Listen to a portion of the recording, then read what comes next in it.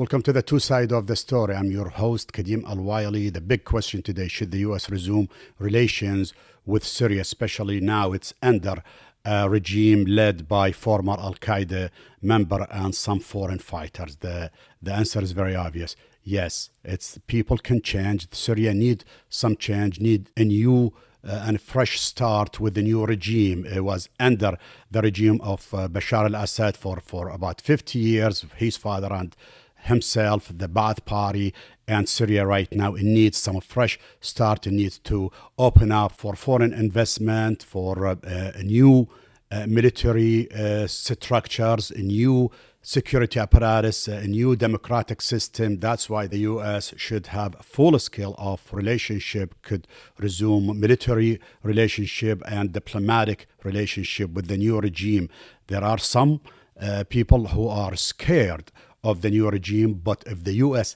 talk to the new regime, especially the interim president Ahmed al-Shara, who met with President Trump in Riyadh, and also he's backed by the Crown Prince of Saudi Arabia and the president of the United Arab Emirates and Qatar and other Arab nations. That's why he has some legitimacy, and he should sit with the president and to negotiate for the way ahead and the future of Syria and Syrian people.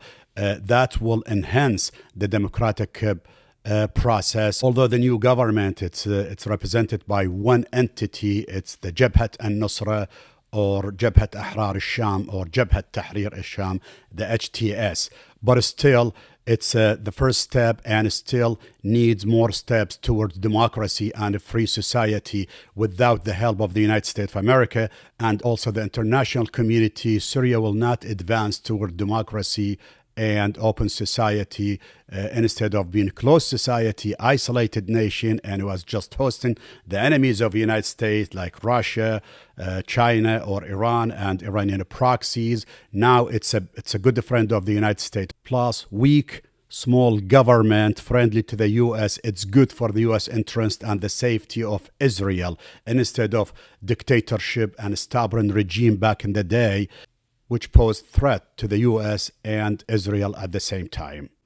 And also the new regime, it has local support, and that's why the U.S. should respect the will of the people in Syria. The people have got tired. They're sick of being targeted by the al-Assad regime and by Iran, by its militia, and now they need to have a new start, a new life, just like the rest of the world.